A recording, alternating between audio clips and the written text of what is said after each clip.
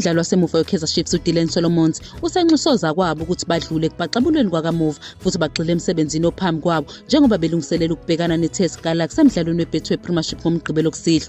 Njengamanje amakhosi anemidlalo emithathu engawini njengoba agcina ukunambitha ukunqoba kumdlalo weligi enyangeni edlule bebhekene neMagesi FC. Umgqiqo waleli qembu uphinde waphazamiseka ngenxa yokulimala okuhlasele kuleli qembu osekwenze umkhankaso walo wabanzima kakhulu phezu kokuphoxeka kwakamuva. uSolomons ukholelwa ukuthi kubalekile ukuthi iqembu ligxile emidlalweni ozayo njengoba iTS Galaxy idume ngendlela ehlelekile yokudlala kanye nokuhlasela kuyingozi. iChiefs ihlose ukuqeda amandla ezimbangi zayo kuyilapho izenzela awaya amathuba okushaya amagoli. uSolomons uyazethemba ukuthi iChiefs izodlala ngendlela eqinile ikakhulukazi uma idlala ekhaya ePeter Mokaba Stadium ePolokwane. Ugcizelela ukubaluleka kokwakha ukungaguquki ekupheleni kwesizini. Uveza ukuthi nakuba iNedbank Cup isewumgomo okugxilwe kukhona njengamanje ukuthola amaphuzu amathathu kuphela uma bebhekene neGalaxy. iKaizer Chiefs izobhekana neTS Galaxy kumdlalo obalekile ngomgqibelo uzoqala ngo-7 ntambama.